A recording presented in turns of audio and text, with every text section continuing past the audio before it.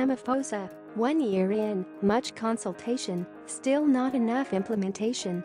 One of the hallmarks of President Cyril Ramaphosa's first year in office has been the number of conferences, summits, colloquia, and task teams announced to help find solutions to boost South Africa's flailing economy.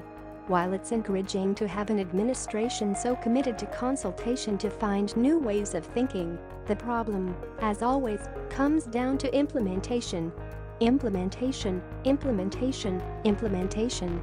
That was the message that President Cyril Ramaphosa hammered home at the conclusion of 2018's Presidential Jobs Summit. It was also the message with which Labour Minister Mildred Oliphant had opened the summit, warning, "It is expected of us to come up with practical solutions and initiatives that are capable of being implemented immediately." As anyone who has worked in government will tell you, South Africa's post-1994 problems have never included a shortage of promising policies. The stumbling block has been in implementing these policies, particularly in a situation where corruption has taken root at every level of government over the past decade. President Ramaphosa's administration has, over the course of his first year in office, revealed a pretty much unprecedented willingness to consult widely beyond the government to find solutions to South Africa's economic woes. The past year has seen at least 2 colloquia convened by Finance Minister Tito Mboweni, bringing together academics, government officials and private sector experts in a discussion on ways to grow the economy, an investment conference, a job summit, and projects such as the Public-Private Growth Initiative. The openness of Ramaphosa's administration to advice and suggestions should be welcomed, following as it does one president notoriously hostile to outside counsel, Thabo Mbeki, and another president prone to making disastrously self-serving economic decisions on the hook, Jacob Zuma. As always, however, the proof of the pudding is in the eating, and thus far, there isn't too much pudding to go around. October 2018's Presidential Jobs Summit promised the creation of 275,000 additional jobs a year. It concluded with the signing of a framework agreement which explicitly cautioned that one of the deficiencies of previous summits and agreements has been the failure to monitor implementation. To avoid this, the summit pledged to establish a Presidential Jobs Committee, referred to by Ramaphosa as the Brains Trust, with a joint technical subcommittee.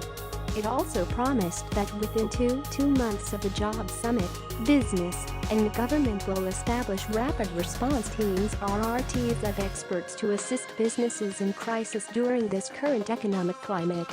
To date, more than 3 months after the summit, there has been no indication of any progress to this effect.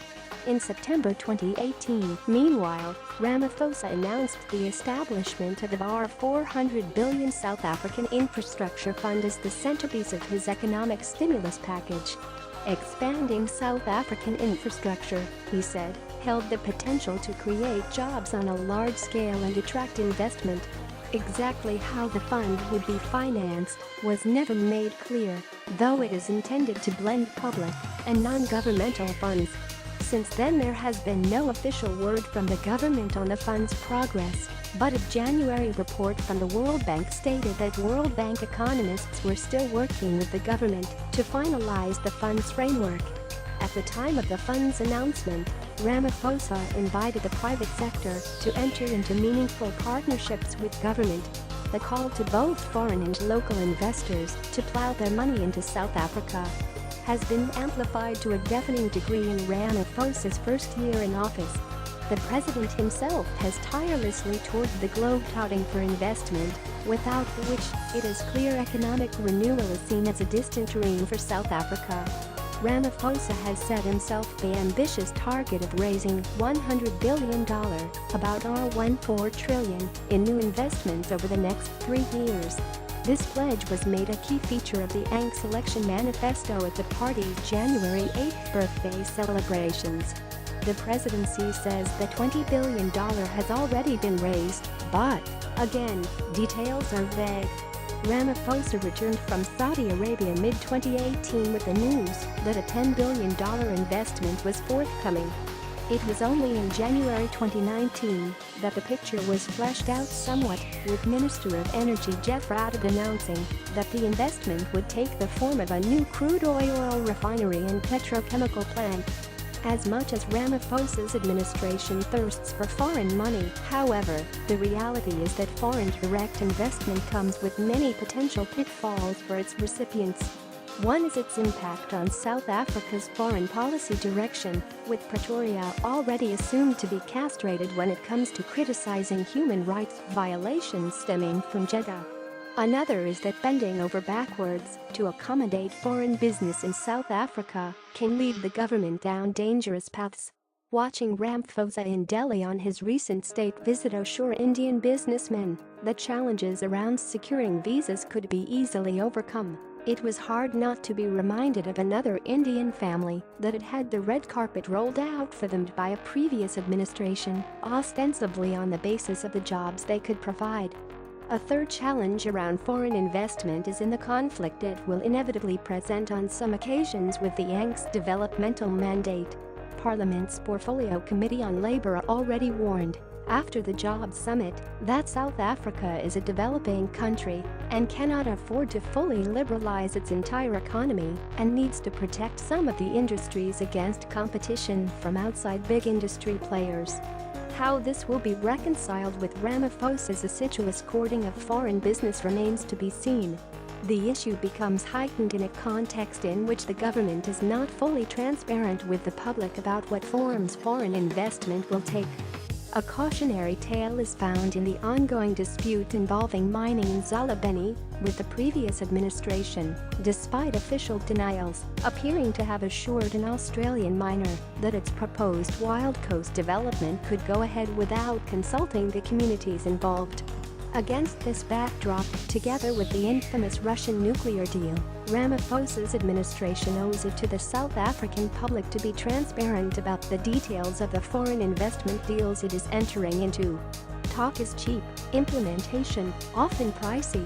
This may be a moot point, however, as it has already become clear that many foreign investors require some degree of concrete assurance that South Africa's state-owned albatross, Eskom, is not about to collapse entirely. This is an assurance that Ramaphosa's government has not yet been able to give. In Davos, Ramaphosa said, "In the next few weeks, we will be announcing a set of measures to stabilize and improve the company's financial position and to ensure uninterrupted energy supply." He was likely referring to the report of the Eskom Sustainability Task Team, which was requested by the presidency to submit its findings by the end of January. Until a promising plan is announced, and more importantly, implemented, to deal with Eskom, economic growth of the kind Ramaphosa is aiming for 5%, as opposed to the World Bank's prediction of 1.3% for 2019, will remain a distant dream. February will be a critical period for Ramaphosa's administration. The mining indaba will test investors' confidence in the new mining charter. SONA will give the president the chance to tell South Africa what social and economic progress is being made, and the budget will spell out the country's financial situation. For all the optimistic talk of renewal and growth, this is where the rubber meets the road.